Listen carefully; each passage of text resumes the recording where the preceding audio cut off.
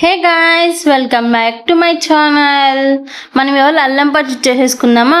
ముందుకైతే ఒక గ్లాస్ అల్లం ముక్కలు తీసుకోవాలి, అంటే బాగా పీసెస్గా కట్ చేస్తే పెట్టుకోవాలి. ఒక గ్లాస్ అల్లంకి 2 గ్లాసెస్ ఆఫ్ చింతపండు తీసుకొని, అలాగే ఏ గ్లాస్ అయితే చింతపండు తీసుకున్నామో ఆ గ్లాస్తో 3 గ్లాసెస్ వాటర్ తీసుకొని, వాటర్ బాగా బాయిల్ అయిన తర్వాత మనం చింతపండు వేసుకొని బాగా దగ్గరగా వచ్చేంత వరకు ఉడికించుకోవాలి. ఇక్కడైతే ఫస్ట్ అల్లంని బాగా ఆయిల్లో ఫ్రై చేసి పెట్టుకొని, నెక్స్ట్ మిక్సీ జార్ తీసుకొని అందులో కొంచెం ధనియాలు, అలాగే మనం ఫ్రై చేసుకున్నటువంటి అల్లం ముక్కలు, అలాగే కొంచెం జీలకర్ర, మనము 3 గ్లాసెస్ బెల్లం తీసుకోవాలి. 3 గ్లాసెస్ బెల్లం వేసుకొని 2 కప్స్ ఫస్ట్, మళ్ళీ తర్వాత ఇంకో కప్ మళ్ళీ వేసుకొని అవన్నీ ధనియాలు, జీలకర్ర, అల్లము, ఈ బెల్లము అంతా గ్రైండ్ చేసుకోవాలి. అంతలోపు మనకి ఇక్కడ చింతపండు ఈ విధంగా దగ్గరగా మెత్తగా ఉడికేటట్టు మనము ఉడికించుకోవాలన్నమాట. ఇక్కడ చూస్తున్నారు కదా, చింతపండు ఈ విధంగా తిక్కుగా ఉడికిపోవాలి. ఈ విధంగా కొంచెం దగ్గరగా వచ్చేంత వరకు ఉడికించుకోవాలన్నమాట. ఇక్కడ చూసారు కదా, మనం 3 గ్లాసెస్ వాటర్ తీసుకున్నాం కదా ముందు.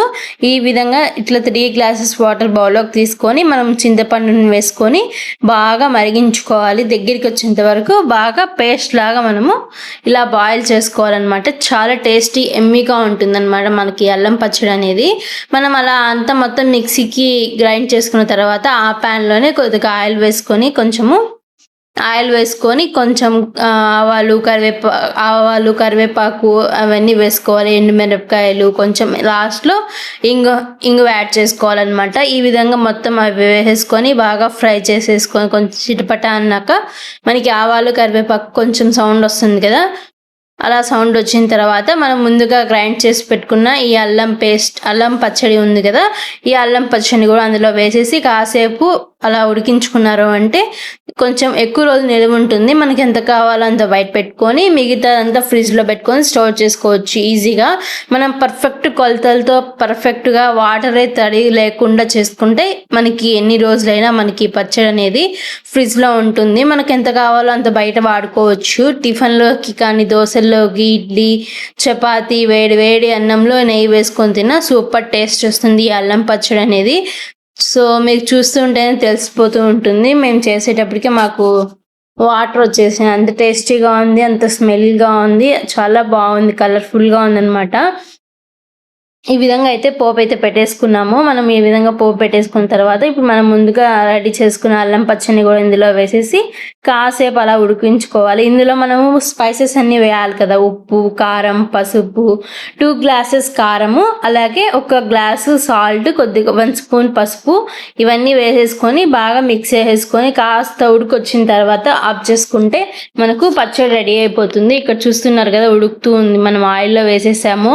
ఇప్పుడు 1 గ్లాస్ ఉప్పు పడుతుందండి, సాల్ట్, అలాగే 2 గ్లాసెస్ మనకి కారం. మనం ఫస్ట్ ఏ గ్లాస్తో అయితే అవన్నీ తీసుకున్నామో ఆ గ్లాస్తోనే మనం అన్నీ తీసుకోవాలి, అప్పుడు మనకి ఈజీగా ఉంటుంది. ఇప్పుడు ఆ గ్లాస్తో 2 గ్లాసెస్ కారం అన్నమాట వేసేసుకొని బాగా మిక్స్ చేసేసుకోవాలి. అంతే అండి, చాలా ఎమ్మీగా ఉంటుంది అల్లం పచ్చడి అయితే, చాలా టేస్టీగా ఉంటుంది. కొంచెం మీరు కారం అన్నీ నీట్గా పర్ఫెక్ట్ కొలతలతో వేసుకున్నారంటే మనకి చెడిపోదన్నమాట. ఇవన్నీ వీడియో క్లిప్స్. దీనికి వీడియోగ్రాఫర్ ఎవరంటే మన కిట్టు ఆంటీనే. కాబట్టి మీరు కిట్టు ఆంటీ కోసమన్నా ఈ వీడియోస్ని లైక్ చేయండి, అలాగే అందరికీ షేర్ చేయండి. సో అలా అటు ఇటు వచ్చాయి కాబట్టి వీడియోస్ అన్నీ ఇలా వస్తూ ఉన్నాయి అన్నమాట. సో కొన్ని మా మమ్మీ తీసింది, కొన్ని నేను తీసాను కాబట్టి అలా వస్తున్నాయి. ఇక్కడైతే అదే ప్రాసెస్ అండి. బెల్లము అవన్నీ వేసుకుంటున్నాము. ఇక్కడ ధనియాలు, బెల్లము ఇవన్నీ వేసేసుకొని గ్రైండ్ చేసేసుకుంటే ఫైనల్లీ మన పచ్చడి రెడీ అయిపోయింది. మీకు చూస్తేనే నోరు ఊరుతుంది అనిపిస్తుంది. సో లేట్ చేయకుండా మీరు కూడా ఇంట్లో అల్లం ఉంటే వెంటనే వెళ్ళి కిచెన్లోకి అల్లం పచ్చడి చేసేసుకోండి. రైస్లోకి వేడిగా నెయ్యి వేసుకొని తింటే అదిరిపోతుందండి టేస్ట్. ఇది వాళ్ళ వీడియోలో మనం చూసినటువంటి అల్లం పచ్చడి ఎలా ఉందనేది కామెంట్ చేస్తారా? మరి ఇంకొక వీడియోతో మీ ముందు ఉంటుంది మీ Saiswathi official. Take care, bye, keep smiling always. అందరికీ ఈ వీడియోని షేర్ చేయండి. బాయ్.